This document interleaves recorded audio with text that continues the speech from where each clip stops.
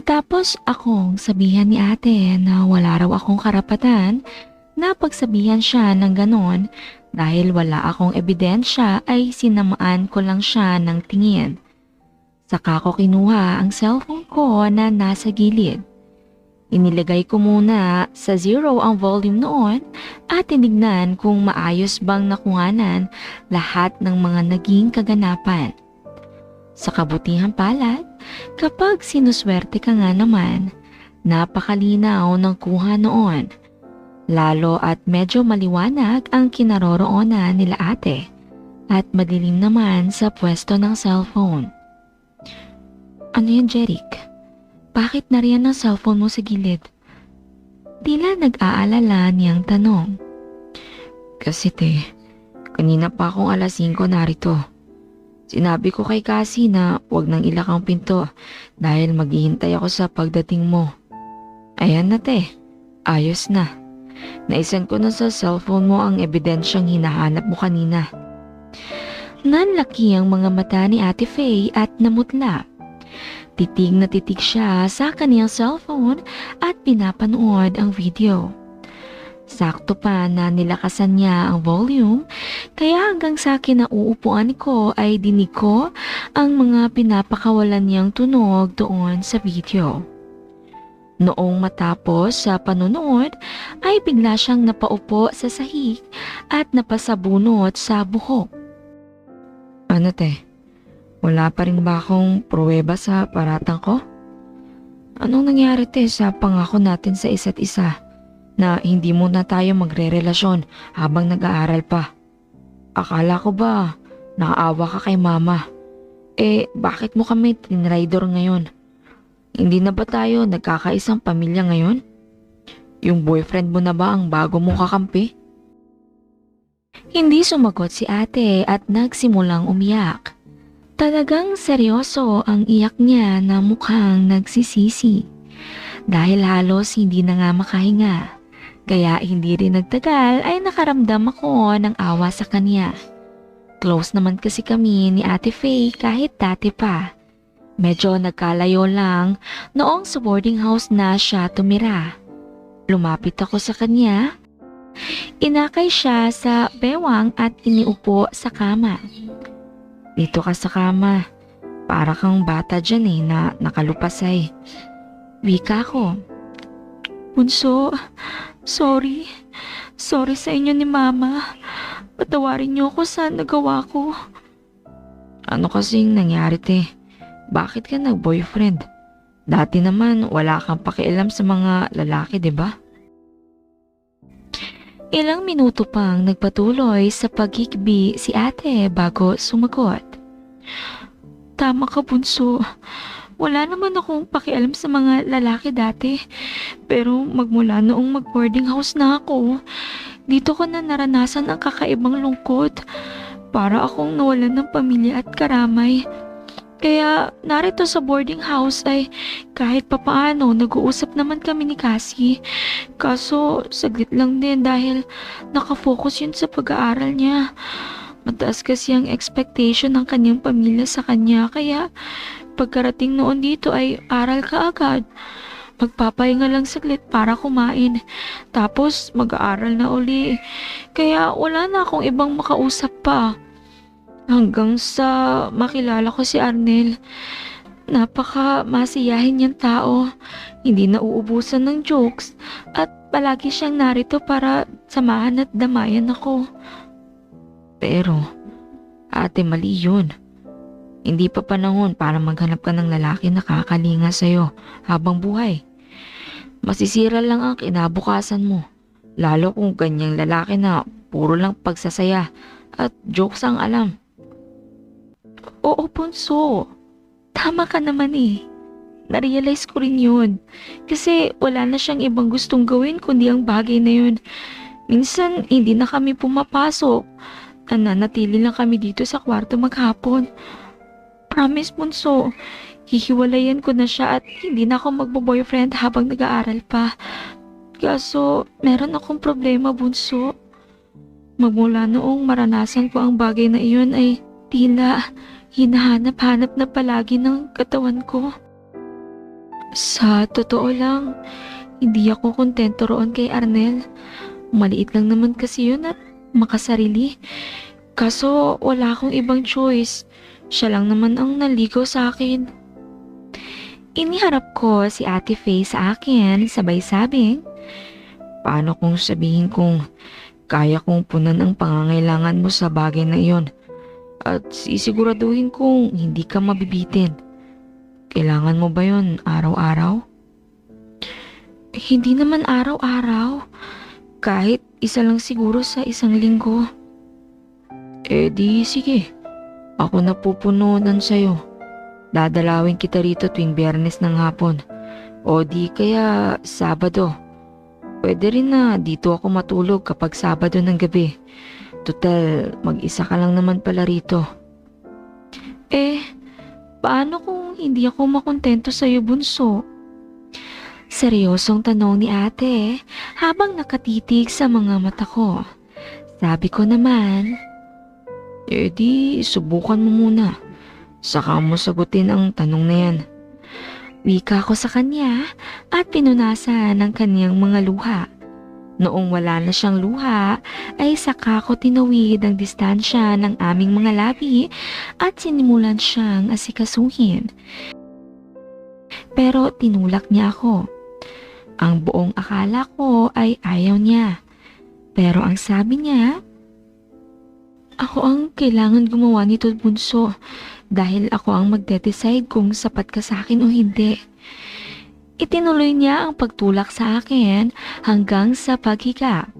Sa kanya inasikaso ang bagay na iyon sa akin. Kahit paano ay marunong na si ate. Sabi niya pa, "Hala, bunso, seriously? Ganito ito kalaki? Parang pangtatay na ito ah. Hindi ito nababagay sa edad mo." Hindi ko na siya sinagot at tinayaan siyang diskubrihin ang mga gusto niyang malaman. Makalipas ang ilang minuto ay narating ko ang dulo. Kaya tumayo naman ako upang gumanti sa kanya ng utang na loob. Nilagyan ko pa ng unan ang mukha niya dahil alam kong mag-iingay talaga siya ng todo. Noong makatapos na rin siya ay sinabi ko, "Anong masasabi mo, te? Gusto mo na bang subukan ang totoong kakayahan ko?" "Naku, bunso, kumain na muna tayo. Mukhang kakailanganin ko ng lakas dyan. Doble yan ng 2 beses sa meron kay Arnel. Baka lagnatin ako dyan. Kaya kailangan paghandaan natin. Magsasalang muna ako ng sinaing na kanin, tapos saka tayo lumabas para bumili ng ulam." Sa lutuang uling naman siya nagsalang ng sinaing, kaya pwede iyong iwanan.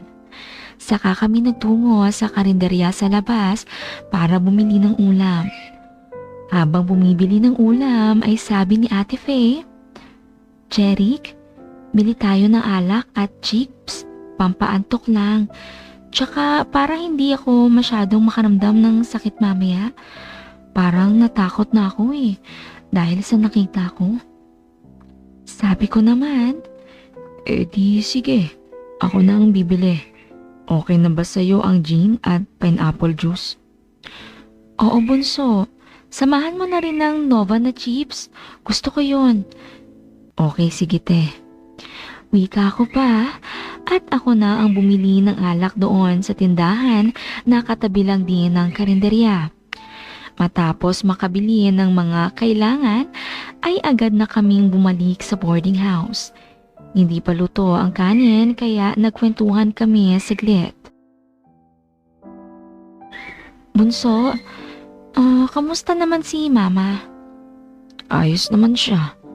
Mas masiyahin na siya ngayon kaysa noong dati. Madalas na nga mag-aya na mag-inom eh. Tapos palagi na rin siyang blooming." "Ha? Baka naman may boyfriend na si Mama, bunso, at hindi pa natin alam?" "Ewan ko. Pero kung ako ang tatanungin, ayos lang yun. Kaunti na lang naman makakapagtapos na tayo ng kolehiyo. Kahit pa magkaroon ng bagong pamilya si Mama, ay hindi na tayo mapapariwara. Tsaka ayokong kapag dumating ang panahon na magsiasawa na tayo, ay may iwang mag-isa si mama. Kaya mas gusto ko na magkaroon siya ng boyfriend. Sa bagay, tama ka naman bunso, pero bantayan mo pa rin si mama ha. Dahil marami sa panahon ngayon ang mga lalaking naghahanap lang ng babaeng mapeperahan. Lalo at single mom ang nanay natin. Oo, alam ko yun te. Kaya nga hindi ako nagbabarkada para nababantayan ko palagi si mama. Makalipas ang kalahating oras ng aming pagkukwentuhan ay nag-ayan na si ate na kumain. Luto na raw kasi ang sinaing. Kaya naman masaya kaming kumain. Noong makatapos siya, ay siya na rin ang nagugas ng mga pinggan habang ako naman ang naghanda ng iinumin namin. Bumili na rin muna ako ng yelo sa labas na inilagay sa pitsyel. Noong matapos maghugas ng plato si ate, ay naligo na muna siya. Maging ako ay nakiligo na rin para naman fresh ang pakiramdam bago matulog. Lalo at mag-iinuman pa naman kami. Puro tungkol sa akin ang tanong ni ate habang nag-iinuman kami. Ang swerte naman ng magiging girlfriend mo, bunso. Siguradong solve siya palagi sa'yo. Sabi ko naman. Ano bang pinagsasasabi mo ate? Hindi pa nga ako mag-girlfriend, diba? Kaya ikaw ang magiging maswerteng iyon. Dahil ikaw na muna ang pagsisilbihan ko. Hanggat hindi pa tayo pwedeng magrelasyon. Bunso, excited na ako Pwede na ba nating simulan? Wika ni ate na namumungay na ang mga mata. Sabi ko naman, sige ba? Wika ko pa at agad na siyang inuupo sa mga hita ko ng paharap. Doon na nga namin sinimulan ang bagay na aming pinagplanuhan. Kasabay noon ay ang pagbagsak ng malakas na ulan na malaki ang naitulong upang maikubli ang ingay na pinapakawalan ni ate.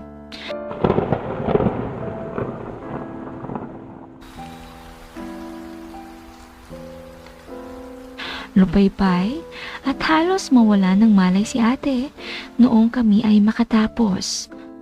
Ako na nga ang nagsuot sa kanya ng mga damit para naman kung sakaling may pumasok sa kwarto o biglang dumating si Cassie ay hindi kami pag-iisipan ng masama. Nagligpit na rin muna ako bago natulog. Kinabukasan, nilalagnat si ate. Sabi ko sa kanya, ate, anong gagawin natin? Nilalagnat ka. Bunso, umuwi muna tayo sa atin. Hindi ko rin malalabhan ang mga uniform ko kung ganitong may sakit ako. Di sige, ililigpit ko lang ang mga damit mo at ilalagay sa bag. Noong hilahin ko ang kumot na ginamit niya, ay nagulat ako noong makitang maraming bahid ng pula. Ate Faye, nagkaroon ka? Hala, ang daming bahid bunso. Hindi pa ako magkakaroon. Sa next week pa. Dugo yan. Ikaw kasi, hindi ka nagdadahan-dahan. Kaya nga rin ako nilagnat. Para namang pang ibang tao ang ginawa mo sa akin. Sorry te. Hindi ko rin alam na napasobra pala ang ginawa ko. Pero anong gagawin natin rito te? Hindi natin to pwedeng iuwi sa bahay natin. Yung kumot at sapin bunso ay ilagay mo sa plastic. Ihatid mo sa laundry shop sa tapat. Pangalan mo ang ilagay mo. Tapos ako na ang magpipick up sa Lunes ng umaga para hindi na yan makita pa ni mama. Wika ni ate na agad ko namang sinunod. Noong makapag-impake na nga kami, ay agad na kaming umalis at umuwi sa amin. Tuwang-tuwa naman si mama noong makita ang kasama ko si ate. Agad niya itong niyakap. Anak, Anong nangyari sa'yo? Bakit mainit ka yata? Sabi ko naman, hindi nga dapat yan uuwi dito ma. Dahil masama ang pakiramdam, pinilit ko lang. Dahil baka magkatrangkaso talaga siya. Mas mabuti yung narito siya dahil narito tayo mag-aalaga sa kanya. Tsaka busy lang daw siya masyado sa mga projects ma. Kaya hindi siya nakakauwi rito. Ah, ganun ba? Sige pala, ihatid mo na muna si ate mo sa kwarto niya. Pupunta muna ako sa palengke. Magluto tayo ng tinolang manok. Maganda yun sa may lagnat. Ikaw na muna bahala dito, Jeric ha? Isalang mo na rin muna ang mga labahan ni ate mo sa washing machine. Ako na ang magbabanlaw noon mamaya. Okay po ma. Sagot ko pa at inihatid si ate sa kwarto niya sa itaas. Pagkarating sa itaas ay sabi ni ate, Bunso, salamat ha. Hindi mo ako binuko kay mama tungkol sa pagkakaroon ko ng boyfriend. Oo te, nangako ka naman na hindi ka na makikipagbalikan noon, di ba? Oo naman. Ngayon pa at pinatikim mo ako ng extraordinary. Tingin mo gugustuhin ko pang bumalik sa bitin kung meron namang nakakalagnat sa sarap. Besides, ayoko rin naman masira ang pag-aaral ko. Kaya ito, ikaw ang best solution ko sa problema ko. Kaya halika muna. Gusto kong makaisa pa habang wala si mama. Sigurado ka? Nilalagnat ka nga eh. Ayos lang ako bunso. Nabigla lang ako kagabi. Tsaka sinat lang to. Halika na, bilisan mo na. Bago pa bumalik si mama. Wika pa ni ate, kaya pinagbigyan ko na rin agad. Masayang lumipas ang mga araw na kasama namin si ate sa bahay.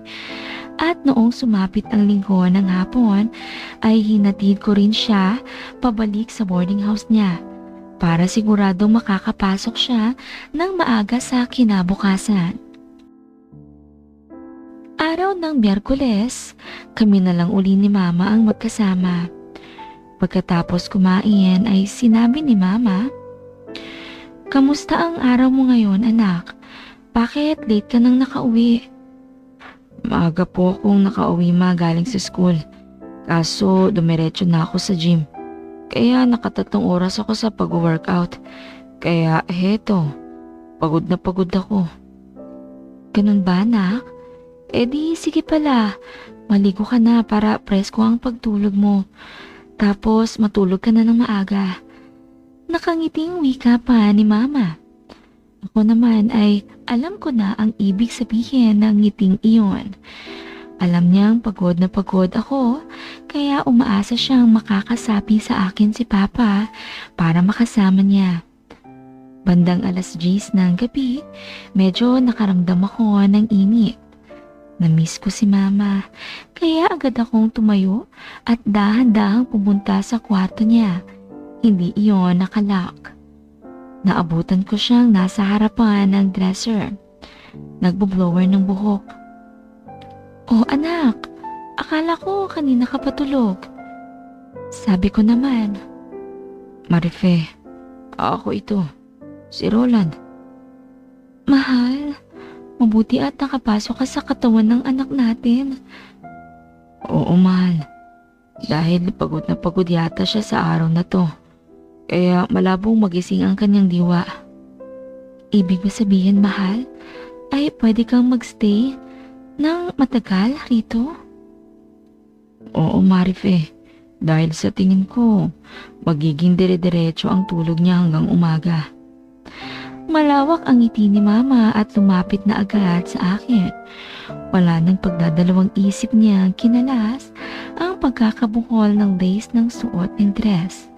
At noong wala nang natira, ay saka na tinawid ang distansya ng aming mga labi at ginawa ang bagay na pareho na aming gusto. Nagtagal nga ako sa kwarto ni Mama hanggang 4:00 ng madaling araw. Halos mag-uumaga na noong bumalik ako sa aking kwarto. Kaya naman, nahirapan akong gumising noong alas 10 dahil alas 12 ang oras ng pasok ko sa school.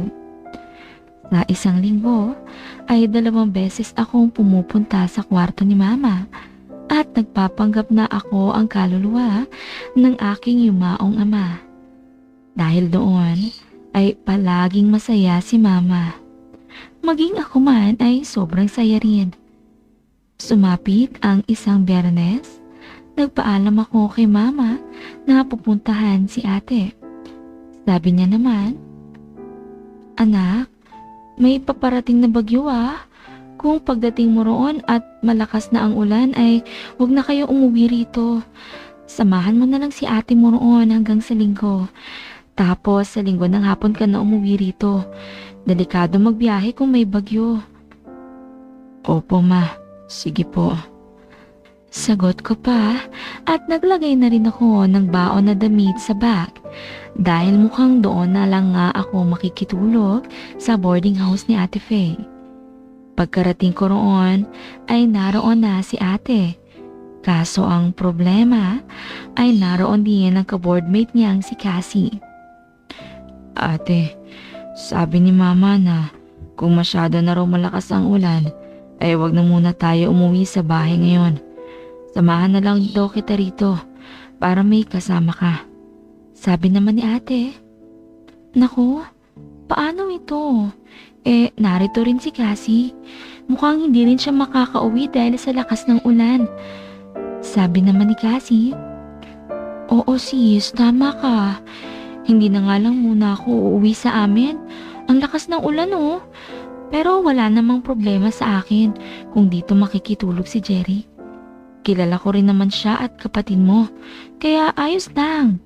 May naisip nga ako eh. Since narito naman tayong tatlo, bakit hindi na lang tayo mag-inuman? Sagot ko na ang gastos." Sabi naman ni ate, "Ayos lang sa akin. Sa'yo bunso, gusto mo bang uminom?" "Wala rin problema sa akin, te." Di sige. Ito ang pera, Jeric. Bumili ka na rin ng ulam sa karinderya. Sagot ko na rin pati ang ulam natin. Bumili ka ng menudo at sisig. Tig-2 order. Tapos sa unahan ay may tindahan ng litsyong manok. Bumili ka ng 1 buo. Yon ang pulutan natin. Tapos Gilbey's na flavored para masarap. Kahit anong flavor. Okay, sige. Sagot ko pa, sabay tanggap sa iniabot niyang pera.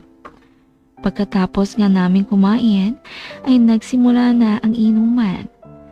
Ako ang tanggero o yung tagalagay ng alak sa baso.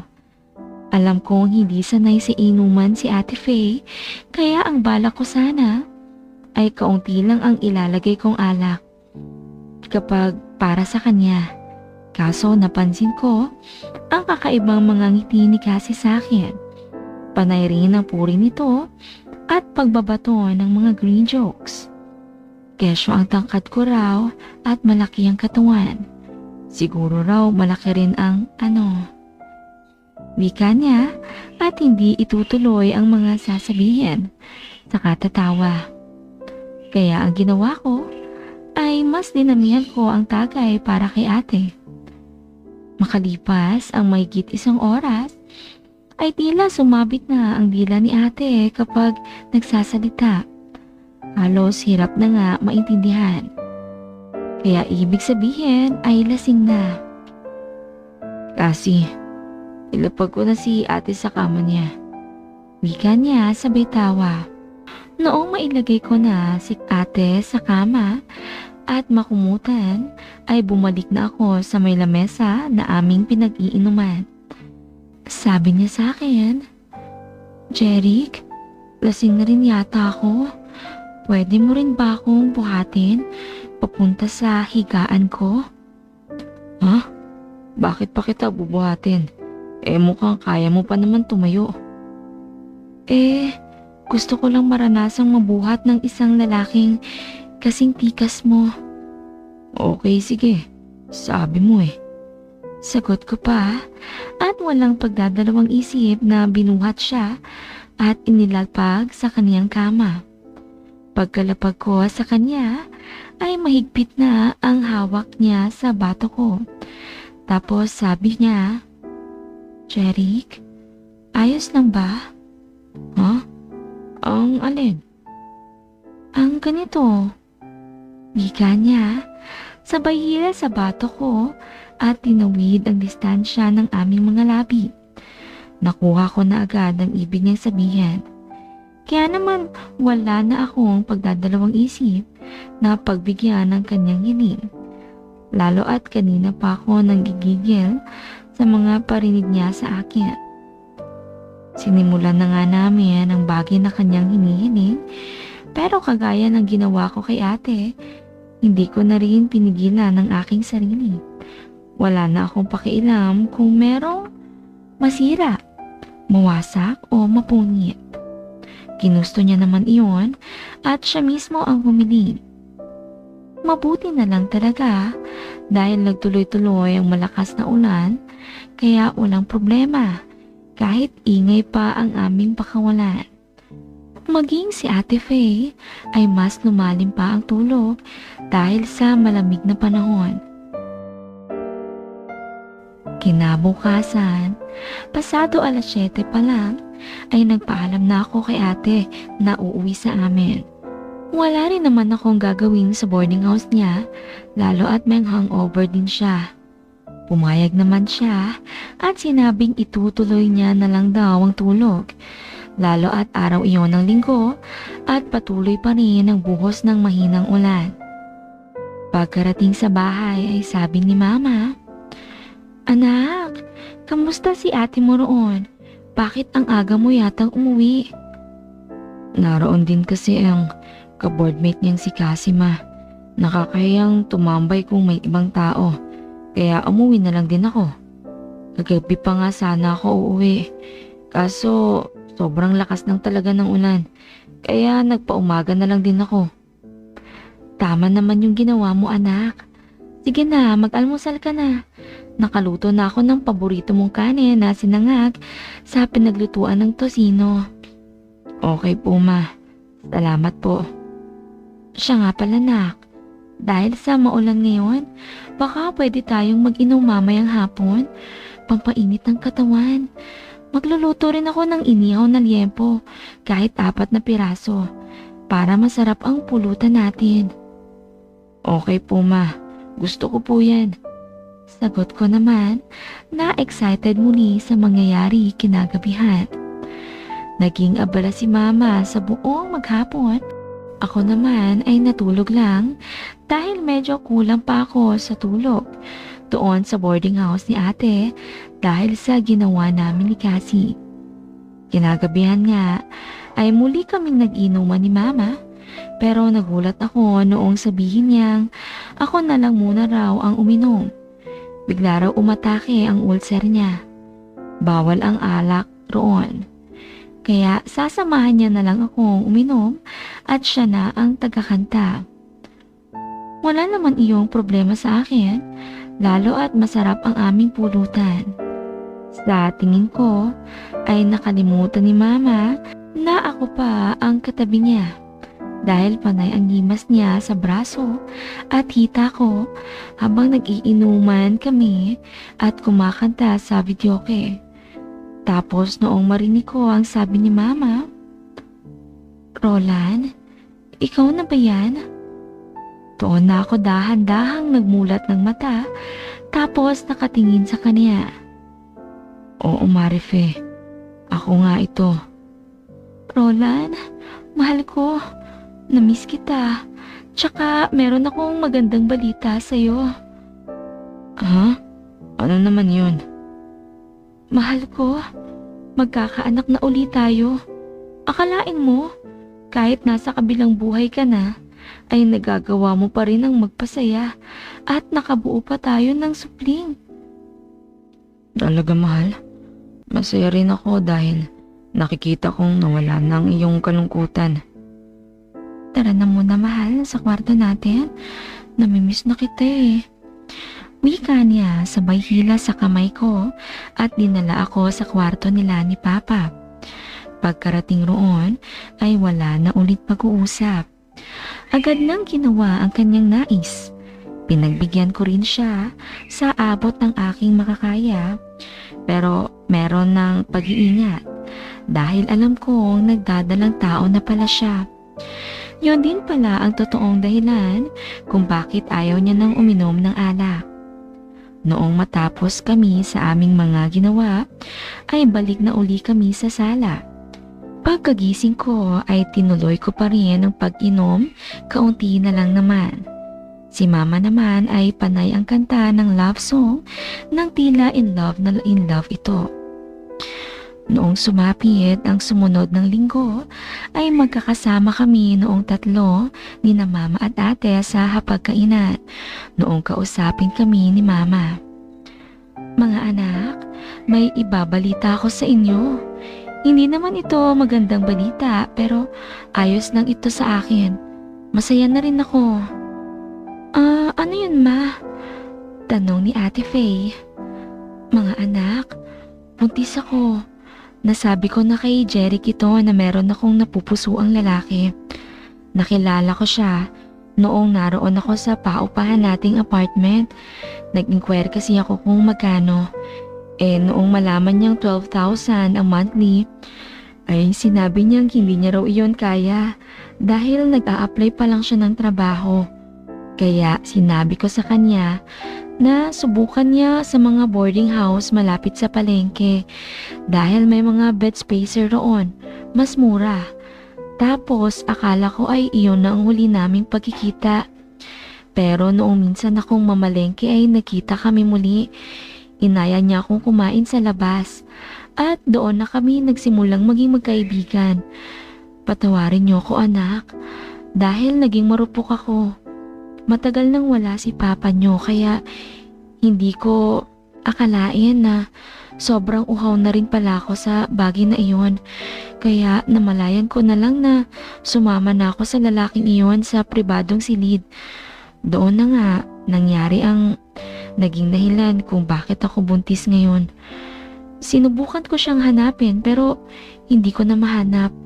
Hindi na rin nagri-ring ang cellphone number niya na sinabi sa akin. Pero ganun pa man, ay masaya ako dahil madadagdagan na tayo. Wika ni mama, pero hindi naman umiiyak. Kaya alam kong palusot niya lang ang kwentong iyon para may maiturong salarin sa kaniyang pagkakabuntis.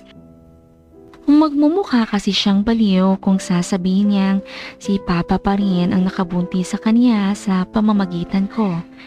Kaya sinakyan ko na rin ang kwento niya. Si ate naman ay niyakap si mama at dinamayan.